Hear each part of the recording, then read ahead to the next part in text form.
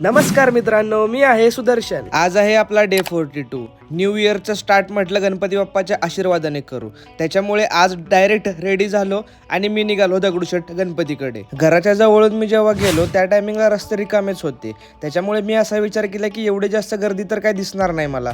पण ज्या वेळेस मी मंदिराच्या आसपास गेलो, भाई साहब इतकी गर्दी तुम्हाला काय सांगू। तिथे पोहोचल्यानंतर मला असं वाटलं की आज आपलं दर्शन होणं खूपच जास्त मुश्किल आहे, कारण VIP लाईनचीच इतकी मोठी गर्दी होती, बाकीच्या लोकांना तर रस्ताच नव्हता। मी बाहेरूनच दर्शन घेतलं, कारण एवढी जास्त गर्दी होती की लोकांना उभं राहायला पण जागा नव्हती। गणपती बाप्पाला एकच गोष्ट बोललो की मी जी गोष्ट करतोय ती गोष्ट होण्यासाठी मला फक्त बळ दे। इतक्या गर्दीतून बाहेर आल्यानंतर तर माझी एनर्जी डाऊनच झाली, मला लागली होती खूप जास्त भूक। मग तिथेच एक चांगलं रेस्टॉरंट बघितलं आणि तिथे मस्तपैकी जेवायला गेलो। भाई जेवण तर एक नंबर होतं। जेवण झाल्यानंतर मला एवढी जास्त झोप आली की मी डायरेक्टली घरी जाऊन झोपून गेलो आणि असा गेला आजचा दिवस। आपण भेटू उद्या।